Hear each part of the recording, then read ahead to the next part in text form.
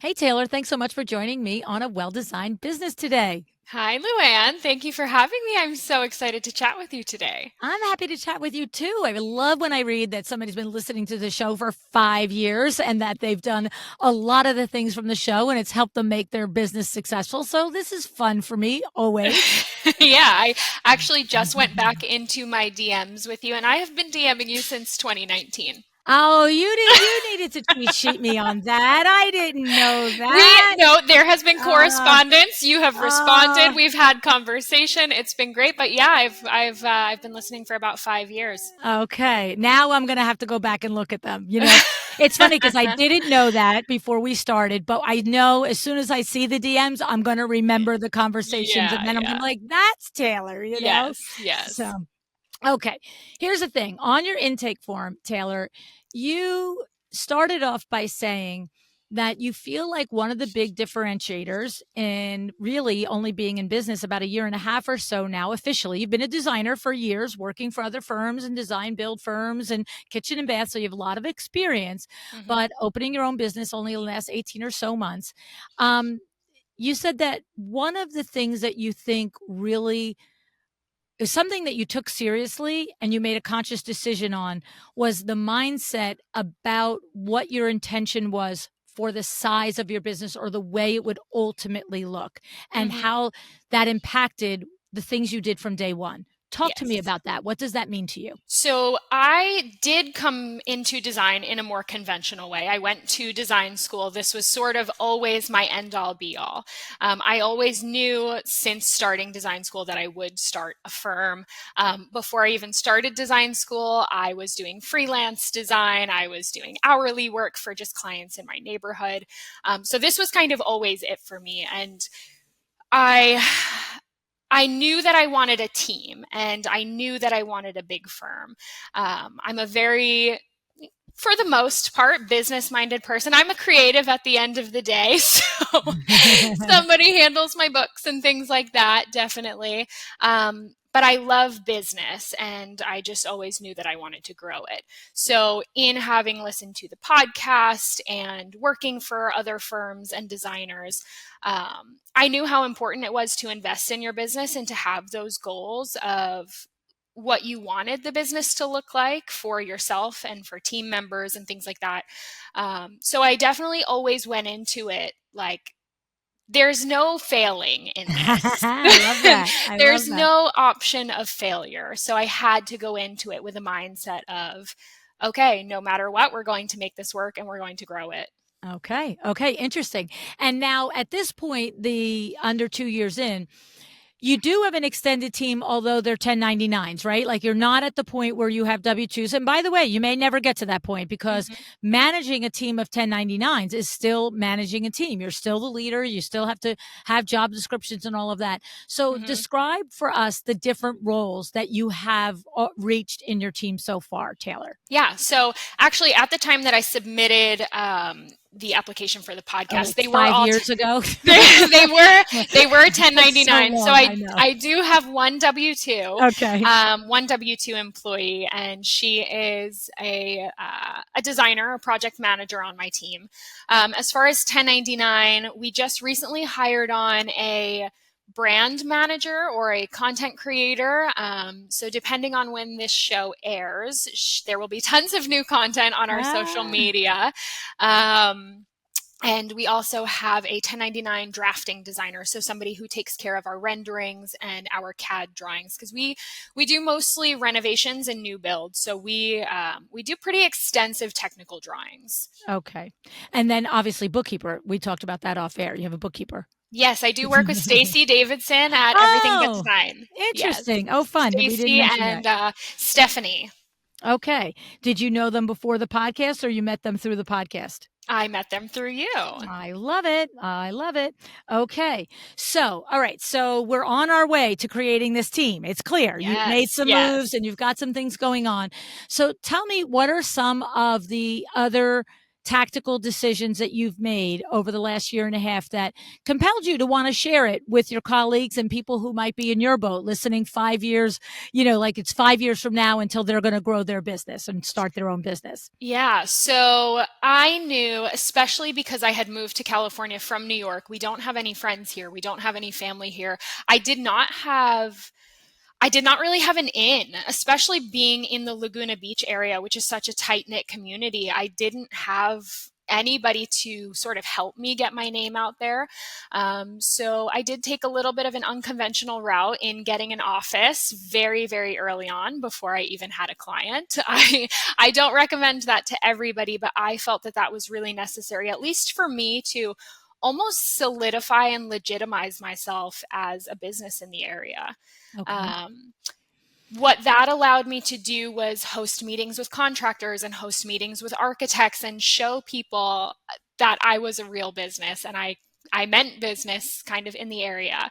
Um, Let in me ask you a addition, couple questions with that yeah, before you go to other things that you did. yeah, So, okay, so there's some risk here, right? Like there there's some is, risk. You're yes, signing a lease or signing for rent. yes, And in my mind, I'm going to tell you, it's not relevant to me if it's 300 a month or 3,000 a month. Well, 3,000 seems a little scary pants for a yeah, brand new business. But the point is that to your point, this was something that you made in alignment with your mindset that I am growing a real business here. And to that hmm, end, I feel like I need a place to do business out of. I feel like I need a place to establish some credibility. So I don't really care, how reasonable or not the rent was. That's hmm, a scary decision. yeah, it So was. where did that decision, like, what's the practical of that decision? You said we, so I'm assuming you've got a family, or you Yes, have a husband, a partner, or something, right? And yes. so, was it the type of thing where the two of you sit there and say, all right, we're going to put aside X amount of dollar bills for your business for this 1 year or 2 year period, and it's going to include rent and it's going to include what was that discussion and how did you do that? Or, I've sometimes gone down a very long question like this, and the person went, well, yeah, I just kind of signed the lease. And I'm like, all right. So, um, I'm a good saver and I had enough money for about a year and a half worth of rent at the Good for you. time. So I knew that if I did not get a single client, I could at least cover rent, Okay. which I didn't anticipate. Like I said, I didn't leave an option to fail, but yeah, I had enough money to pay the rent. And I went to see the office one day.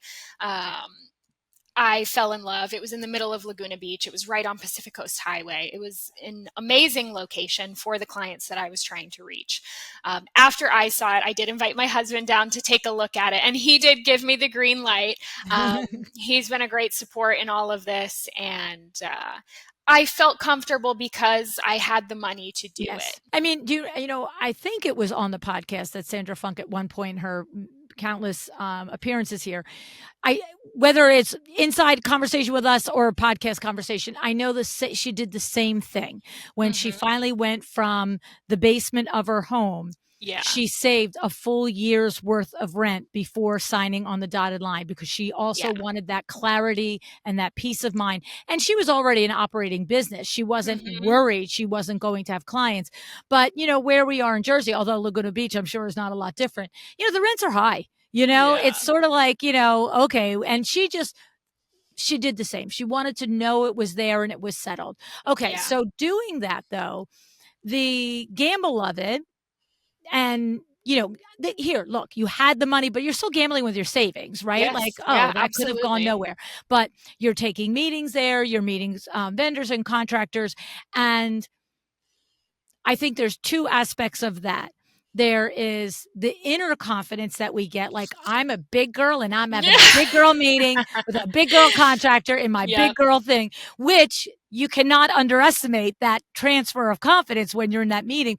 But yeah. also, do you in hindsight feel that it wasn't just your inside confidence, that there was a transfer of, oh, we just accept you as an established business because you have a space? No, I definitely think that it helped to solidify me as far as others' perception to, first of all, be able to put a Laguna Beach address on business cards and Gotcha. on my website. And Maybe that was just an inner confidence and an ego kind of thing, maybe, but I had pretty big name contractors and architects that Great. were willing to come meet with me, I think because of that. Right, right. There's an element to them that it appeared as a serious business. Hmm. Now, you and I know, you've listened to the show for 5 years. You and I know it is entirely possible for someone to run a actual serious business from their home, Of right? We course, know of that. course. But I think what we're saying is the differentiator here is you're not 15 years in business and you're not saying, "Look, buddy, we're going to meet at my dining room table. Get over yourself." Like Exactly. you're gathering all of like what my friend Heather Hansen calls all the evidence that Yeah. this is and you're going to gather it from the different places and together it's all going to present into something that makes you feel better and more elevated and more put together for this brand new venture. Am I describing this properly? Yeah, it was me trying to immerse myself in a very tight knit community where I had no community. I didn't Gotcha. know anybody. And I had to really get into the middle of it and get into the thick of it. And I went and knocked on doors in the area to introduce myself. Love And it. I said, "Hi, we just moved in. We just opened an office here." Um, and I think it did make a huge difference. I love that. I love that. It's that we're going to get this done, Kit DeLuca. I got faith in you, right? Yeah, exactly. But yeah, I definitely don't downplay the fact that it was risky. It absolutely Mhm. was. Mhm. I had the money for it, but that was all the money that I had. Yeah, yeah, yeah, yeah. Okay, okay. So that was one big decision you made. Yes. What are some of the other choices that you made that you really, were living in your this mindset of I'm building a big business? Yeah, I knew that PR and marketing and things like that, photography especially, were going to be very important, and those are not cheap investments. Um, we invested in a platform right away that would advertise us locally to the market, and that was another expense. I mean, if we want to talk exact numbers, we probably were paying $600 or $700 a month. Mm, Um, to be on a platform that just sort of brought us to the top of the list as interior designers in the area. I've heard a statistic, something along the lines of there are 2,500 designers within 25 miles in Orange County, and it is so true. There are no shortage of designers here, and I absolutely know that I'm a small fish in a big pond, and I had to be in front of people. good for you. Good for you. That's awesome. And was that some sort of like that's not like pay per click or Google, that was some private service or platform or something local to the Laguna area? Because somebody's going to say, "What was it? Do I have it It in my was area?" it was just house actually. Ah, okay. Now I know why you didn't Yeah. say it because you know how I Yeah. feel about that. Okay. You do listen to the show. Thank you so Yeah, much. yeah. We don't I don't know if this is gonna air, but we don't advertise with them anymore. No, no, it's all staying. It's all staying. It helped me in the beginning though. I Yeah. did get clients from it pretty quickly actually. Yeah. It got eyes, it got us some terrible leads, Yeah. Yeah. but we Yeah. got two great clients out of it. Yeah. Okay. Okay. And I was just going to make a note to clarify in the outro what my problem is. And I thought, you know what? I'm going to just clarify it here. Okay.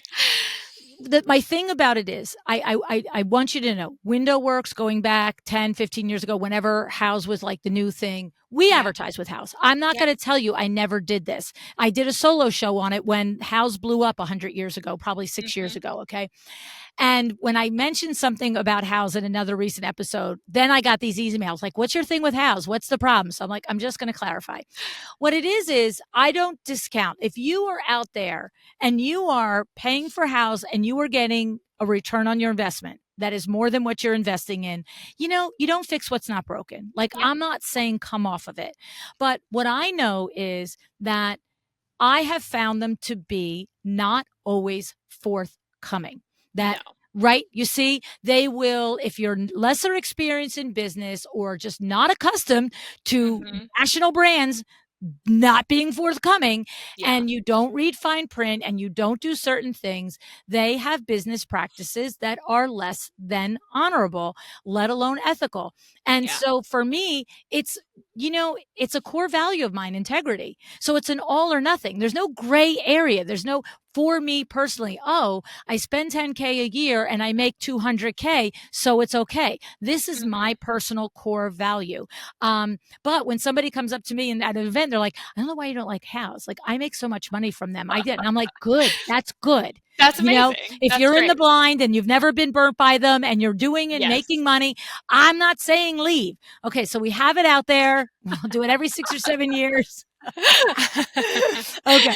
Okay. So, but the thing is, there are other ways to make that investment in marketing, right? Yes. And you could do it by, I don't know what, there's local regional magazines that you could be advertising in. I think the core takeaway, Taylor, from you is what's 6 times 12? What is that? I don't know. What is 700? 36. 6 times 12 is 36. 7,200. No, Oh, right? 6. Oh, LuAnn, no more math, please. I know. I think it's 7,200. I'm just going to 72. say, right? No, 72. Yes, Yeah, 72. 72. Yes, Okay. yes, yes. So the Oh God. so the takeaway is that you've invested in rent, and in your first year in business, you've also invested 7K in advertising and Yeah. marketing. You choose the one that you want to choose. Go do you out there listening, but that this is a good thing. And Yep. um I have to say, so far, we're 2 out of 2 things with what I agree with what you did, right? I don't think either are required. Well, I think marketing is a requirement. I don't think taking a studio space is a requirement, but It's not, no. I love your logic on it. I love that you did it and you saw the value, got the value, so it proved the point. I love that you did it with having the money saved, so you weren't like chasing it every single month. Yeah. You could breathe and go create your business. But investing in marketing is critical to Mhm. all businesses, let alone a brand new business. And Yeah. again, when designers and window treatment professionals, when I meet them in real life, they're like, "Oh, I'm having a hard time getting it off the ground." And one of the things I'll say, "Well, what was your marketing budget last year?" And they're Mhm. like, "Well, I post on Instagram." I'm like, "That's not a marketing budget." No. No, that's a game. That's not a marketing budget. Right now, you're Marie Flanagan and you're Pulp Studios and you're Sarah Brennan. Yeah, you're getting leads off of Exactly. Instagram, but you have this layer. It's a layer of your marketing. Not my marketing is I post a picture 3 times a week for free on Instagram, right? Exactly. So, and oh my goodness, here I'm with another disclaimer. If that's all you can do, that's all you can do. But when you ask me how to grow your Right. business, I'm going to say you need a marketing budget. That's all. Agreed. Agreed. It's getting very crazy right now, Taylor. I love it. I love it. Okay, so 2 really good things. I don't know how many that you have, if you have 3, if you have 4, but is there another tactic or strategy that you employed from the beginning that you feel would be helpful for us? Well, once we started to get clients, we moved. I don't want to say quickly through projects, but when we completed those projects, I did not waste any time getting photos of them. So just to touch back on the PR and the photography, I have a lot of friends in photography now, a lot of interior photographers. I wasted no time hiring them, and I wasted no expense hiring them because I needed the photos. I couldn't even post on Instagram. I didn't have a portfolio. Right. So I hired photographers right away. I knew I needed professional photography, not iPhone photography. And again, that's just because of the scale I knew I wanted to be at and the caliber of projects I knew that I wanted to have. They needed to be professionally photographed. Mm-hmm. After I hired the first photographer on the first project, I hired a PR agent just Wow. for that single project. It wasn't Oh, on like a retainer basis. It was more, hey, can you take this project and place it? Is there anything that I can do with that? And it got placed in Rue magazine right away. okay. Wow. Yeah, so That must big have been fun and investment. exciting, right? It was amazing. We also got picked up by a local magazine, so that project was published twice in my first year. Wow. Um, and it was definitely just because I made the expense, or I spent the money to do that. And that was scary because I could have submitted it to our PR girl and she could be like, oh, no, sorry, we can't put that anywhere. I would have had Instagram content, but that's about it. Right, right, right, right. So that's interesting. I, was it is the not that you need to name the name, and maybe that person has changed or evolved their business, but was it someone like you that was brand new in PR and looking to establish a name, or was it a more established PR firm that I'm not aware of PR firms taking off a one-off project like that, but I could see the same way we do different things in the beginning of our career that a PR rep in the beginning of their career would do the same way. I'll take this one project for you and get it, pitch it around. A lot of them actually will. A Okay. lot of PR firms, they will. They'll do placements for stories. So you can submit a project to them and then you just pay a per project basis. So Interesting. I submitted the project to her and I had actually asked if we could place it in Rue. And she got it in. And then she was also able to submit to other publications and she got it into Orange Coast. And she basically came back to me and said, do you also want it in Orange Coast magazine? I said yes. So then I paid an additional fee for her to do that work to kind of get it Okay. in that other magazine. But as far as I know, there are quite a few other PR firms that will do single placements. Oh, that's interesting. That's good. I love that. It's like a pay to play. Like Yes. you can pay what you can afford to pay and you can Yeah, play if they yeah, right? exactly. Okay, very good. And then what happens is these are all like credibility builders, right? Like you've got this Yeah. solid address, you've got some placement, Hmm. you've got the relationships you're building with the different contractors and different trades in the area. Hmm. So you really are taking a very intentional path to, building a business that, feels more established than it might actually be. What I Right. also love though is that you come to it with your 7 or 8 years experience. Hmm. So you're not like building this facade and there's nobody on the other side. You're able to Exactly. deliver, right? Exactly. Okay. And then what about were there any other tactics or strategies, or did you have processes built? Like what was your, because if you're listening to the show 5 years, you know me, I'm harping on processes. So what was your Yes. approach there? So, in having worked for design build firms, I understood contracts. I did every position there from receptionist to designer. I did technical drawings there. I did contract reviews. I did reviews with clients on the contract. So, I knew how to write a contract. I had worked for other design firms in the past and I knew how the process ran.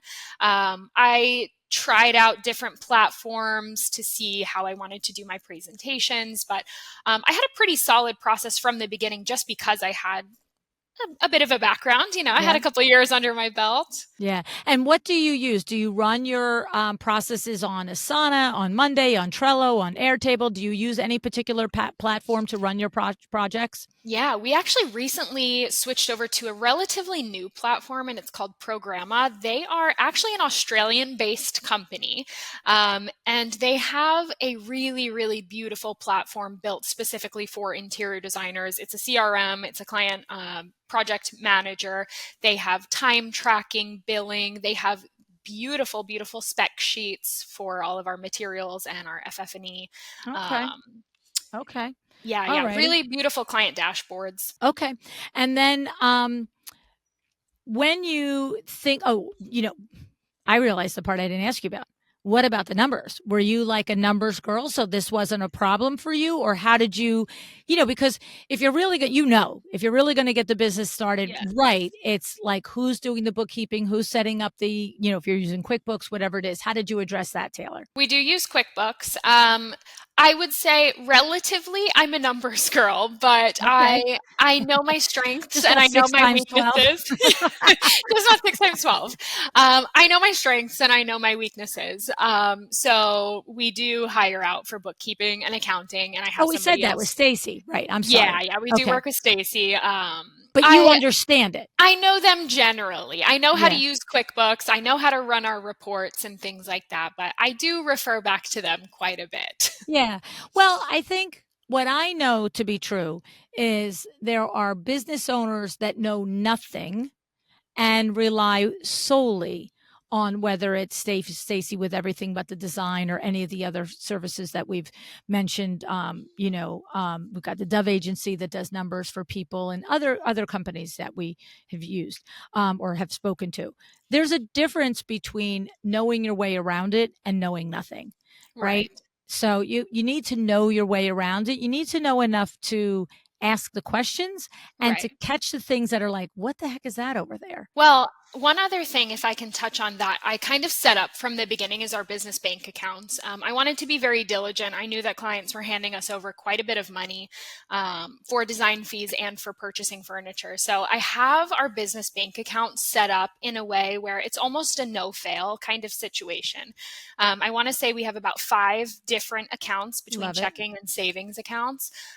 One is a pass through. And basically, what that means is if a client is sending us money to purchase something, it goes into that pass through account and it doesn't get touched unless it's for purchasing that item.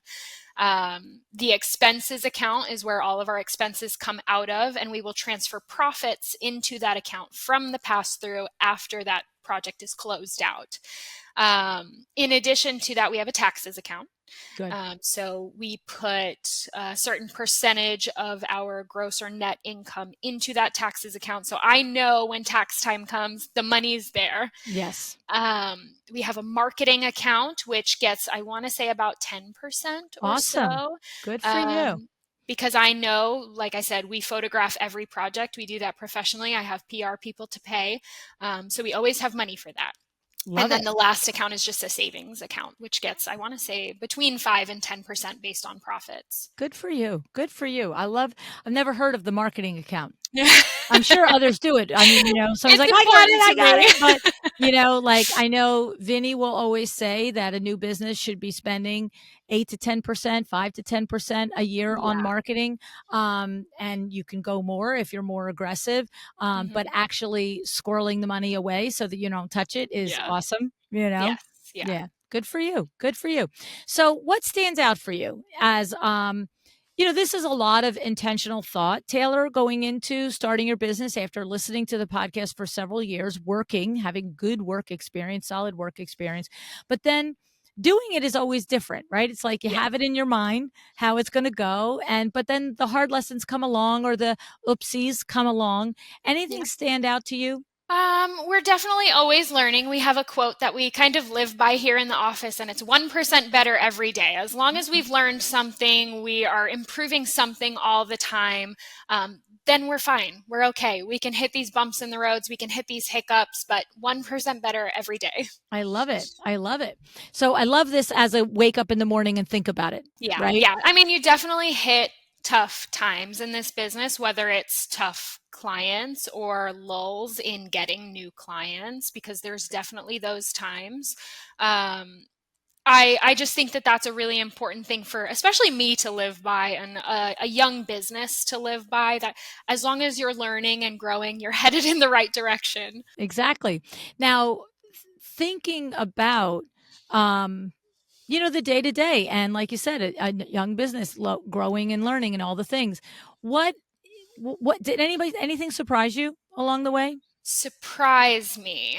Or take you up short, or had the client that like wouldn't sign your contract, or the client that wouldn't pay your balance due, like those are the things that when they hit you 10, 15 years in, you kind of roll with it, but when they hit Yeah. you in the beginning, they can step you up, stop you up short. I think we've been relatively lucky up until now. That's not to say that we haven't had difficult clients who change their mind quite a bit or don't sign off on things in time and deadlines are missed. But I think that's just all a part of the design process anyway. It has aided in us solidifying our contract quite a bit. We're always making revisions on our contract. Every single project, there is a new line on the contract. Right. Um, Nothing significant. I don't think we haven't hit any real kind of tragedy within a project. And I think that's because we set up our processes pretty early on. And I'm relatively good at keeping our clients on track. There's always the one offs. But I think setting up your processes from the beginning is really, really important and will help to keep that at bay. Okay. And how do you run your projects? Do you do flat fee? Do you do hourly? Do you combination? What do you do, Taylor? So currently we do flat fee. We had started at hourly. I know, like many other designers, hourly tracking is a pain. And even though I've been in the industry for quite a few years, I wasn't tracking my time at other firms. So Mm. I knew relatively how long things took to do. And so I would start doing hourly. I have found, though, that the caliber of clients that we're looking to work with, they don't love hourly. They don't like getting bills every single month. So we did revert to flat fee. And we had that broken up depending on the duration of the project and kind of what we anticipate they would have, 3 payments or so. We Okay. are considering reverting to a more mixed kind of fee structure, which is flat fee for design and then hourly for project management, Mm. because that is where we get stuck. Yeah, yeah, I hear that a lot. I hear that a lot. I think a lot of firms have morphed to that or were always that way or whatever, but Yeah, it's that middle part, right? yeah, That gets a yeah, little hairy. definitely. Okay. And I think that that will work in our favor. Definitely as far as profitability in the beginning, we had clients who had fully paid our design fee and the project lasted another year and we Yeah. weren't getting paid. Right, right, right, right, right, right. It's like, well, and because what you're saying is the design fee theoretically included the execution of the Right. project. Correct. Probably didn't though, right? Nope. Not really. Not really. Not really. Yeah, that's a tough learning lesson. That's kind of the That thing I was that looking yeah. for, right? That you look at somebody and say, you think it feels like a big design fee, but if it also is Right. supposed to feed you for 6 months or a year, now is it still a big design fee? Does it still feel big? Yeah, so that has added a line in our contract that basically says this is the estimated time frame. If it should extend past that due to no fault of the designer, there will be Yeah. additional fees. Yeah, yeah, yeah, yeah.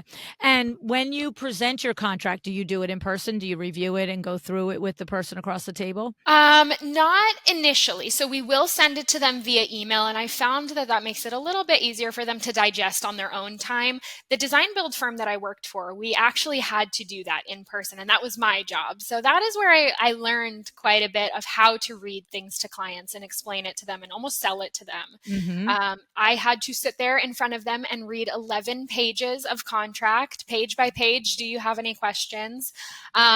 And I think it works in some cases, but I also think it's a little awkward for everyone involved because they are put on the spot with a very big number. Yeah, yeah. So, what do? You send it ahead of time, expect them to review it. They probably only look at the number at the bottom, but then do you come in and have that kind of conversation? Whether, look, I'm not a big fan of reading every line in the contract, but I'm a fan of having a face to face on it. How Yes. do you do it? So when we go for a consultation, I'll tell the client, this is our initial consultation, the first time I'm meeting them. When that is complete, I'll tell them, okay, within 72 hours, I will send you your proposal. And then 24 hours after that, we will have a phone call or a Zoom call to review that. So they've had time to look at it, time to kind of digest it, come up with any questions, but we do review it together. I just don't read it to them page by page. Yes. Yeah. And the thing is, having had to do the read page by page and now doing the review, Mm-hmm. do you feel like, are you reviewing the same things each time, or do you have, like, say your 11-page contract, like say there's, I don't know, 22 paragraphs in an Yep. 11-page contract, right? Probably 33. There's probably 3 paragraphs a page, right? Yep. um but my thing is, I would imagine that I would know that there's probably 5 paragraphs are non-negotiable. You got to look at Mm-hmm. my eyeballs. You got to know that I said it to you. You got to know that you said it to me. Yeah. I get it. But then I would think there might be 5 other paragraphs that, between my discovery call with you, my consultation with you, any email exchange, I know the 3, 4, 5 other things that you're going to be a little son of a gun on. And Yep. your 5 things might be different than the client that I'm presenting to 2 hours later. But like, if somebody has 16 times from Sunday, every time we talk, they're like, how many revisions can I get? That Like, is the question we get all the time. yeah, like, I'm literally, if I'm only giving X amount, I'm not skipping that if that's not one of the the 5 that my lawyer has instructed me or blah, blah, blah. Yep. But do you do it like that? I've never asked anybody like that. I just feel like it's such a logical way to present it. Like from the standpoint of your protecting yourself, your family, your firm, whatever the, I don't know if it's 2 or 5 significant things. We need to know this, right? Mm-hmm. But Yeah. then the specialized one for what I've learned, and I wouldn't suggest saying, well, since you keep asking me and I keep telling you there's 2 revisions, and despite me telling you that 10 times, I'm going to, right? It's just you're picking the ones for each person, but you're not saying I'm picking it for you, right? Right, right. I think revisions is definitely one that we end up touching on quite a bit. Mm. Um, and I understand people change their minds, and I'm okay with that. I want them to feel some sense of liberty and freedom within the creative process with us. We work with creative people. We work with a lot of entrepreneurs. That tends to be the clientele that comes to us. So we did run into the revisions question quite a bit in the beginning, but I see as we're kind of niching down a bit into our target client, that has lulled a little bit. Mm-hmm. The payment schedule is definitely one that we touch on, just understanding this is the deposit that you're paying now. It doesn't apply at the end of the project. This is just your preliminary payment, and this is how it's broken up from here on out. Photography is another one that we touch on, just ensuring that they know at the end of this project, we are photographing these particular spaces, and that they're okay with that, and that it will be used for marketing materials. And the other one, I guess, is maybe a little bit more state specific. And that's just that as interior designers, specifically here in California, our drawings can't be submitted Okay. to the city for permitting or anything like that. So is that like our drawings aren't like stamp drawings? Is that phrase? Or like, Correct. right. Yeah, yeah. Okay. Okay. Now, interesting, because I'm curious, have you had people that are like, especially, California, where everybody and Mm-hmm. a lot of them who they are, right? Do you have situations where people are like, okay, you can photograph, but you can't use it in marketing, or you can't photograph at all? Like, have you had that come up yet where you Yes. get oh, you have. And what do you do? Yes. Say, sorry that I'm out, or do you make concessions for certain projects? So we've only had that in one instance so far, and it's with a current client of ours. And she kind of ran through that paragraph with me and said, I understand it's important for your marketing materials. I'm okay with you photographing, but we are not allowed to use the location of the project on anything. She doesn't want the city or anything like that listed, no names, no streets. And she's pretty particular about which spaces she's okay with being photographed. It's a pretty large house. So we had to come to a good sense of middle ground on that one, but it worked out for both of us. I understand. Again, I'm just going to touch on the type of clients that we want to work with. I understand that might come up. Yeah. They're very private people. And I know that some designers will charge maybe a premium fee almost or for loss of marketing materials, but I don't think that in this industry, for the type of clients we're going to work with, that you can really do that. Mm. Well, I mean, if somebody's doing it, they can do it, right? Like, Yeah, it's yeah, just, no, of do you course. want to? Do you want to do it, right? Like, that's up to you. That's why I love being self-employed. We get to decide, Yes, you right? do whatever you But I want. love that, the one time it was the stick point, your client also came with a attitude of collaboration on it. Yes, Like, yeah, not this, but that, not that, but right. this. So that's awesome. And Yeah. then, what's funny is only in the last 6 months, I think it was Tracy Connell when she was on the show recently, um, her most recent episode, something came up just in the way she talked about revisions that she had no idea that she was going to be laying an aha moment on me. And it was like something to the effect of, she was like talking about revisions, and she was doing the clarifying sentence that she says to clients, which I'm not going to recall the exact wording, but it was something to the effect of, and that's 2 revisions per, I don't know if it was. Yes, she said not revisions, but reselects. Right, right, right. Like, okay, so you remember that episode, right? Yes, And yeah. it was like, to me, like, it was like, that is so clear, because I could see, look, if I thought like 2 revisions per every single item, like 2 revisions on the Exactly. sofa, 2 revisions on the rug, 2 revisions on the lamps, 2 revisions of this, like, I could see, not actually as a consumer thinking that clearly that, oh, she means 2 revisions per item. But I Mm-hmm. could see coming back to a designer, even now, I'm saying with my body of experience, coming back to a designer and saying the rug, the lamp, and the chandelier, you know,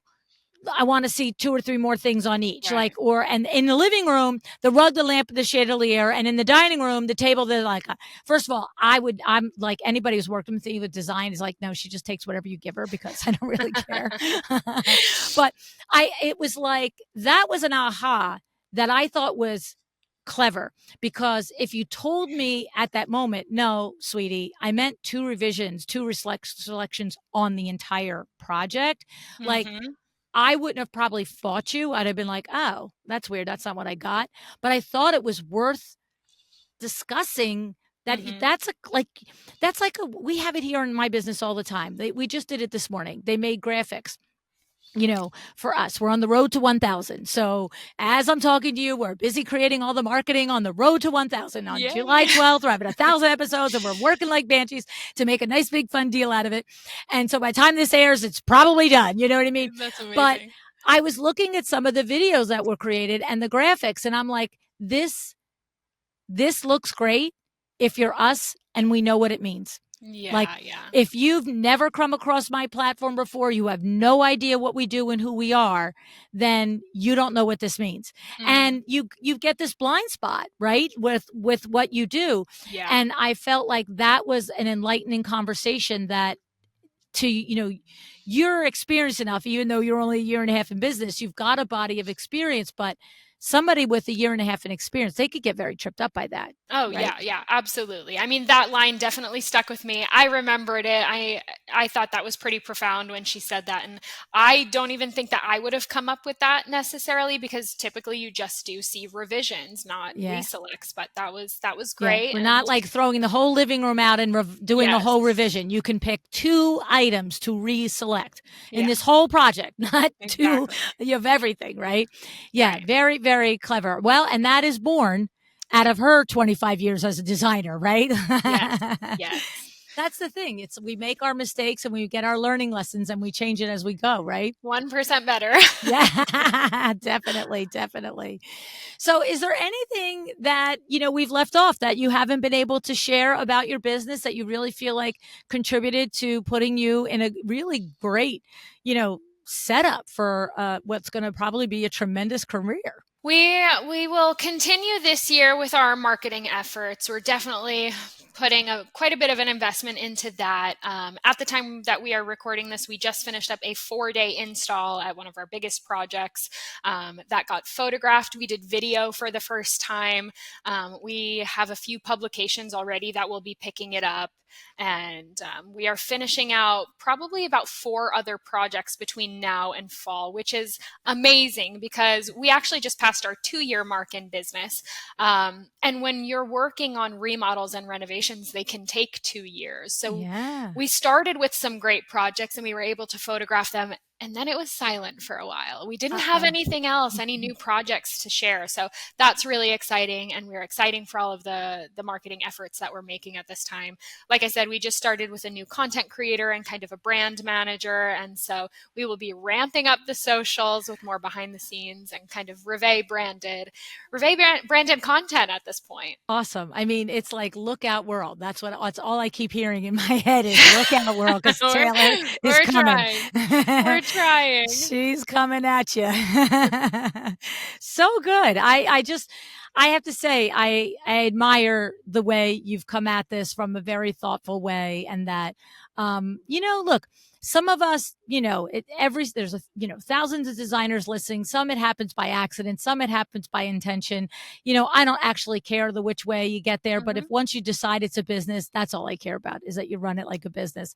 But it's Right. fun when I meet those of you that have decided from the beginning, no, this is the thing. We're definitely we're trying. We're putting our best feet forward every time. I know that referrals and great reviews and welcome backs from previous clients leads for new projects are the best compliment that we can get. And Mm. we're hitting that point now where we are finishing out a lot of these projects. And so hopefully it's up from here. That's awesome. And we didn't mention, but you have at least one baby you mentioned. You have one child, is that what I it have is? one baby. Yes, she just turned 1 on April Fool's Day. Her name Oh is my god. Natalie.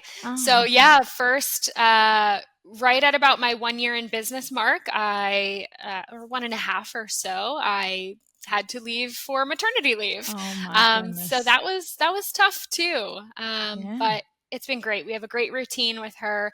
I love being a mom in business, and that's I feel like I'm awesome. in my space. That's awesome. Good for you, Taylor. Good for you. Thanks so much for sharing your story Of with us course. today. Thank you so much for having me, LuAnn. It was great talking to you.